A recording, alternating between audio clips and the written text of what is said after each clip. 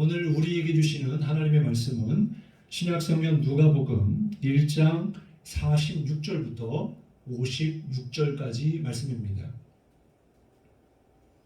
우리 다 같이 한 목소리로 봉독하시겠습니다. 마리아가 이르되 내 영혼이 주를 찬양하며 내 마음이 하나님 내 구주를 기뻐하였음은 그의 여종의 비천함을 돌보셨음이라. 보라, 이제 후로는 만세에 나를 복이 있다 일컬으리로다.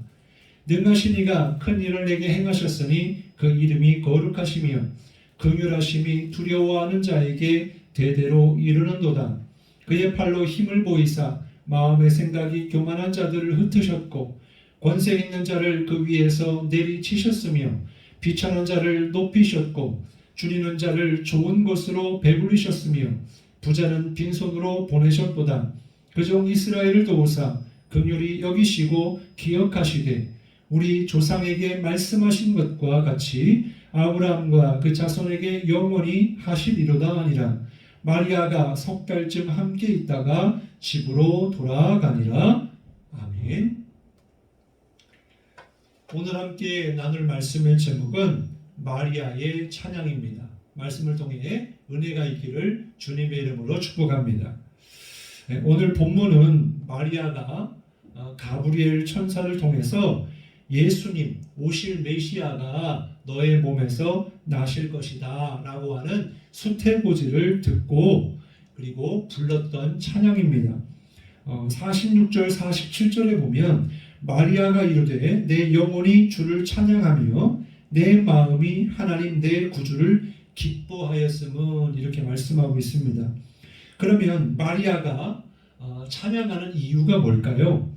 바로 자신의 몸에서 나실 메시아, 오실 메시아가 자기를 통해서 잉태된다는 소식을 듣게 되었기 때문에 마리아는 주님을 찬송하고 있는 것입니다. 마리아의 첫 번째 고백을 한번 보십시오. 48절에 보면 그의 여종의 비천함을 돌보셨음이라. 보라, 이제 후로는 만세에 나를 복이 있다 일컬으리로다. 아멘. 예수님을 잉태한 이 여종의 비천함을 돌보셨다.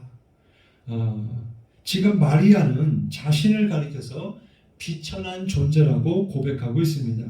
그리고 이 말씀을 개역성경에서 보면 이 계집종의 비천함을 돌보셨으며 라고 되어 있거든요. 이 말씀은 어떻게 왕으로 오실 메시아가 나같이 이렇게 비천한 사람에게서 날 수 있습니까? 라는 것입니다. 어쩌면 이것이 정말 맞는 고백이죠. 먼저는 왕으로 오실 메시아라면 왕궁에서 공주를 통해서 태어나야 마땅하지 않겠습니까? 그리고 나중에 커서 이제 왕으로서 그 가지고 있는 힘과 권세를 가지고 당시 최고의 군사력과 힘을 자랑했던 로마의 지배로부터 유대인들을 구원하시지 않겠는가라는 거죠. 그러나 주님은 그렇게 태어나시지 않으셨습니다. 이 세상을 구원할 힘이 세상의 권력이 아니다라는 것이에요. 오로지 주님의 관심은 세상의 권력이 아니라 가난하고 비천하고 연약하고 죄인들을 위해서 이 땅에 오셨다라는 것이죠. 본문에 비천하다라는 말에는 주목받지 못함이라는 의미가 들어 있습니다. 그리고 돌보셨다라는 말에는 주목하다, 자세히 살피다라고 하는 의미가 담겨져 있습니다. 세상으로부터 그리고 사람으로부터 주목받지 못할 그러한 인생을 주님이 주목하셨다, 주님이 살피셨다라고 하는 거예요. 우리가 한번 생각해 봅시다. 사람들은요, 어떻게 해서든지 주목받기를 원합니다. 그래서 소위 관종, 이렇게 관심받기를 원하는 사람, 너무나 사람들로 하여금 정말 어떠한 행동을 취하든지 어떤 일을 벌이든지 어떻게 해서든지 사람들로 이목을 끌기 위한 사람을 가리켜서 관종이다 이렇게 이야기를 하지 않습니까? 그런 것처럼 사실 우리에게는 남들에게 인정받고 싶은 그리고 주목받고 싶은 그런 마음들이 있습니다. 그래서 연예인들을 바라보면서 동경하기도 하죠. 그리고 연예인이 되려고도 합니다. 바로 주목받는 자리를 선호한다라는 거예요. 그것이 바로 성공이다라고 생각하기 때문입니다. 연예인이 되든 또 사회에 정말 높은 지위를 갖게 되든 힘과 권력을 갖게 되든지 모든 사람들로 하여금 영향력을 끼칠 만한 그리고 주목받을 만한 그런 큰 인사가 되기를 원한다라는 거죠. 그것이 성공이다라는 것입니다. 그런데 진짜 성공은 그런 것이 아닙니다. 세상으로부터 주목을 받는 것이 성공이 아니고 진짜 성공은 주님이 주목하는 인생, 주님께 주목받는 인생이 되는 것입니다. 이것이 바로 우리 믿는 사람들의 소망이 되어야 할 줄로 믿습니다. 주님이 주목하시고 주님이 택하시고 주님께 쓰임받는 복된 믿음의 삶이 되시기를 주님의 이름으로 축원합니다. 성경에는 그러한 사람들의 이야기가 참 많이 나옵니다. 아브라함도 그랬고요, 야곱도 그랬고요, 요셉도 그랬고요, 한나도 그랬고, 다윗도 그랬고, 베드로도 그랬습니다. 이 외에도 너무나 많은 그런 사람들이 주님께 쓰임을 받았는데 그 사람들의 삶을, 그 삶의 내막을 쳐다보면 결코 주목받을 만한 그런 인생들이 아니었습니다. 또한 오히려 어두운 과거를 가지고 있는 그런 사람들이었다는 거예요. 특별히 마태복음 1장에 보면 아브라함부터 예수님에 이르기까지 족보가 나오죠. 그런데 여기에도 보면 4명의 여인들의 이름이 기록되고 있는 것을 볼 수가 있습니다. 다말과 라합과 룻과 우리아의 아내이죠. 이 모든 여인들은요, 말씀드린 대로 어두운 과거가 있는 여인들이었어요. 아주 비천한 여인들이었다라는 것입니다. 그러나 주님은 이러한 여인들처럼 또 아브라함이나 야곱이나 요셉이나 주님께 쓰임받은 사람들처럼 비록 삶의 지위와 배경이 천하고 부족할지라도 주님은 그들을 주목하셨고 그들을 쓰셔서 그들을 통하여 구원의 역사를 이루어 가신 줄 믿으시기 바랍니다. 예수님이 정말 이러한 사람들로 인해서 정말 마태복음 1장에 나오는 그러한 불편한 그런 진실이 기록되어 있는 그러한 사람들로 인해서 예수님이 태어나실 수 있었을까? 이거는 정말 부적절해 보이는 것이 아닌가라고 생각이 들지만 중요한 것은 예수님이 그러한 사람들로 인해서 이 땅에 나셨다라고 하는 사실이에요. 바로 족보가 그것을 증명해 주고 있는 것입니다. 또한 주님은 역사에 실존하시는 인물이고 약속대로 다윗의 후손으로 나신 것이죠. 중요한 것은 주님께 쓰임받은 이 통로들, 이 사람들은요 다 주목받지 못한 인생들이었다라는 사실입니다. 우리의 인생도 그럴지 모르겠어요. 누구에게 주목받지 못할 인생, 정말 비참하기 짝이 없고 정말 가진 것 하나 없는, 그리고 지금까지 인생을 돌아보면서 내가 이뤄놓은 그 모든 것이 하나도 없는 부끄러운 인생, 후회만 남는 그러한 인생, 또한 비빌 언덕도 없는 인생, 그러한 인생일 수 있습니다. 그러나 주님은 그러한 인생들일지라도 오늘 이 시간 저와 여러분을 주목하고 계시는 그 주님을 깨달으시기를 바랍니다. 정말 그 주님이 나를 바라보고 계시고 또 그 주님이 나로 하여금 주님이 쓰기를 원하신다라고 하는 것을 기억하시기를 바랍니다. 정말 주님의 섭리 가운데 주님의 생명이 여러분 가운데 충만하길 바라고 하나님의 은혜가 하나님께 귀하게 쓰임받는 복된 인생이 되시기를 주님의 이름으로 축복합니다. 이처럼 마리아는 어떻게 이렇게 비천한 나 같은 여인의 몸에서 오실 메시아가 나실 수 있었을까? 이러한 일들을 생각해 보면서 너무나 놀라워했습니다. 주님이 자신을 주목하고 계신다라는 것에 너무나 감격했어요. 그래서 마리아는 주님을 찬송할 수밖에 없었다라는 것입니다.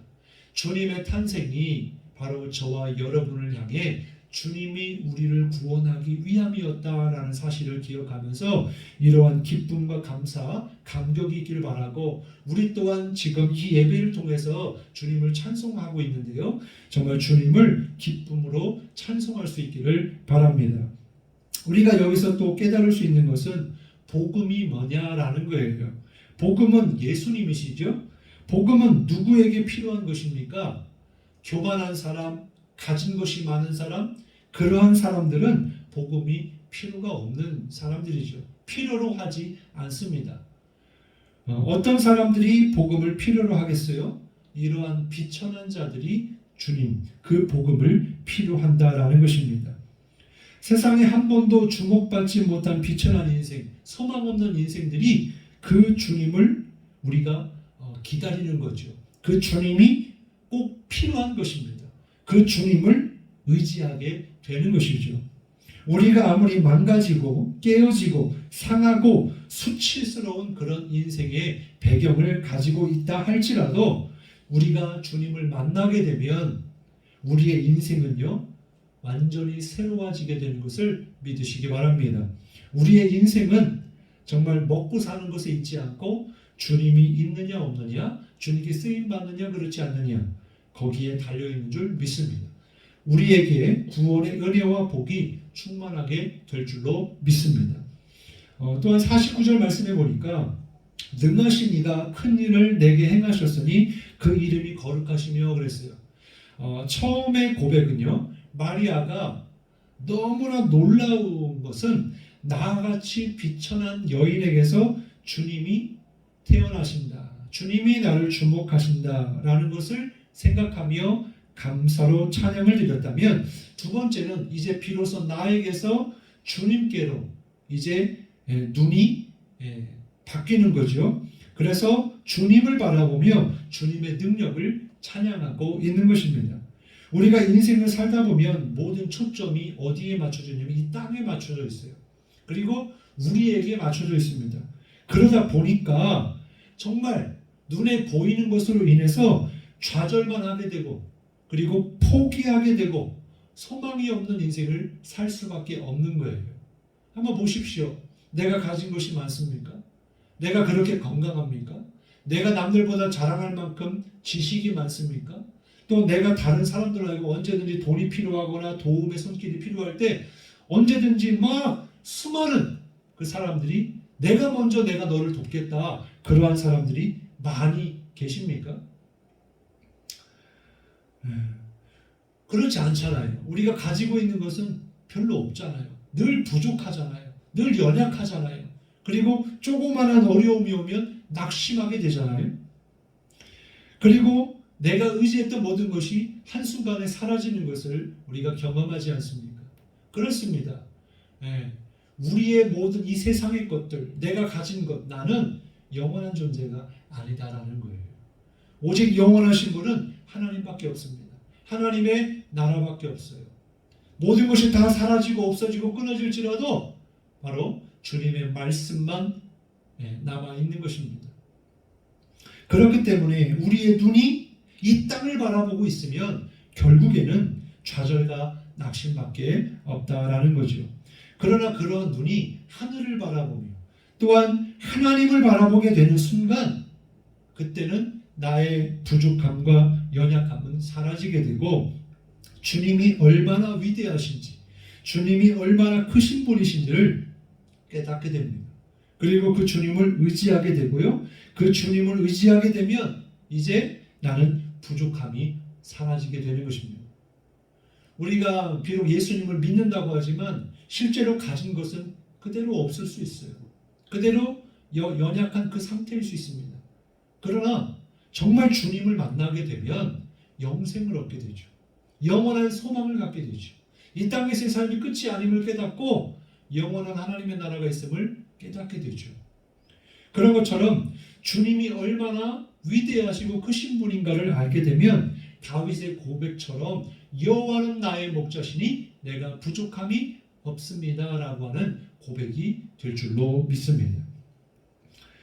그렇습니다. 처음에는 마리아가 자신의 모습을 바라보면서 정말 비천하다, 그러한 나에게 주님이 태어나신 것은 놀라운 일이다 라고 찬송을 했지만 바로 다음에는 그 눈이 하나님을 향해서 주님의 놀라운 섭리와 역사와 능력을 바라보며 찬송하고 있는 것을 볼 수가 있습니다. 정말 처음에는 받아들이기 어려웠을 거예요. 인간의 이성으로 논리로는 절대로 이해할 수 없는 일입니다. 사회적으로도 문제가 있는 거예요. 남자를 모르는 이 여인이 어떻게 어린 나이에 아이를 가질 수 있을까? 정말 충분히 사람들로 하여금 비방과 모욕과 매질과 정말 심지어는 정말 죽음에 이르기까지도 할 수 있는 문제였어요. 그렇지만 주님의 능력을 보고 나니까 받아들여지더라라는 것입니다. 주님의 말씀이 믿어지더라라는 거예요. 그래서 순종하게 되는 것을 보게 됩니다. 천사가 이야기하죠. 누가복음 1장 37절에 보면 대저 하나님의 모든 말씀은 능하지 못하심이 없느니라. 할렐루야. 주님의 능력은 능치 못함이 없는 전능하신 능력이라는 것을 깨달으시기를 바랍니다. 이 말씀을 듣고 이렇게 반응을 했어요. 누가복음 1장 38절에 보면 마리아가 이르되 주의 여종이오니 말씀대로 내게 이루어지이다. 여러분, 이 땅에 나신 예수님 그냥 우리의 지식으로 그냥 성경에서 그렇게 말하니까, 그리고 교회에서 목사가 이야기하니까 그런가 보다, 그 정도가 아니라 마리아와 같이 나를 위해서 오신 주님이 정말로 진정으로 깨달아지기를 바랍니다. 그리고 믿어지기를 바라요. 그 주님이 여러분 가운데 태어나시기를 바라요. 51절 52절에 보면 그의 팔로 힘을 보이사 마음의 생각이 교만한 자들을 흩으셨고 권세 있는 자를 그 위에서 내리치셨으며 비천한 자를 높이셨다. 이렇게 말씀해주고 있습니다. 주님은 주님의 능력으로 어떻게 하시느냐 보니까 소위 세상에서 잘 나간다라고 하는 사람들, 자기의 힘만 의지하며 사는 사람들, 교만한 그 사람들의 교만을 꺾으시는 데 사용하신다라는 거예요. 여러분, 아무리 내가 힘이 있고 권세가 있고 능력이 있다 해도 주님의 능력에 비할 바가 되겠습니까? 정말 우리가 세상에 살다 보니까 나보다 힘이 없는 사람들과 비교하며 사니까 내가 최고인 줄 아는 거죠. 그리고 내가 가진 돈으로 못할 게 없다라고 생각을 하겠죠. 그런데 이제 인생을 살다가 이제 나이가 들고 병이 들고 죽을 때가 가까이 오면 그런 것들이 나의 진정한 힘이 아니었구나. 그때서야 깨닫죠. 근데 있을 때는 깨닫지를 못해요. 많을 때는 깨닫지 못해요. 건강할 때는 깨닫지 못합니다. 그래서 교만한데 그 교만을 주님이 꺾으신다라는 거예요. 또한 힘이 없고 비천한 사람들은 어떻게 하시느냐? 주님의 능력으로 높여주신다라는 것입니다. 사랑하는 여러분, 우리가 비록 비천하고 연약하고 가진 것이 없고 능력이 없어도 주님이 여러분을 높여주실 줄 믿습니다. 사람들로 하여금 인정받지 못하고 주목받지 못한 인생이랄지라도 주님이 주목하시고 주님께 붙들림 받는 인생은 능력 있는 인생이 되는 거예요. 왜? 주님의 힘이 나로 하여금 나타나기 때문에. 나는 할 수 없지만 주님은 할 수 있기 때문에. 그러한 주님의 능력이 바로 저와 여러분을 통해서 나타나기를 바랍니다. 이게 바로 주님의 힘이고 주님의 능력입니다. 주님 앞에서 늘 겸손한 자로 서 있기를 바랍니다. 우리는 자격이 있어서 구원받은 것이 아닙니다. 우리의 공로는 전혀 없습니다. 우리는 아무리 보아도 자격 없고 오직 하나님의 은혜로 인해 구원받았음을 기억하시기를 바랍니다. 또한 우리가 먼저 주님을 사랑해서 주님이 오신 게 아니고 주님이 우리를 사랑해서 예수님을 이 땅에 보내신 줄 믿으시기 바랍니다. 그러한 그 사랑은요, 어떤 것도 끊을 수 없습니다. 또한 우리 또한 그 받은 사랑을 가지고 주님을 사랑하시길 바라요. 그리고 오늘 마리아의 고백처럼 주님을 찬송할 수 있기를 바랍니다. 우리를 구원하기 위해 오신 예수님, 그리고 완전한 구원과 영원한 생명을 주시기 위해 다시 오실 주님을 찬송하는 저와 여러분이 될 수 있기를 바랍니다. 또한 주님의 돌보심을 통하여 늘 겸손하고 주님만 영광 돌리는 저와 여러분이 되시기를, 기쁜 성탄절이 되기를 주님의 이름으로 축원합니다. 기도하겠습니다.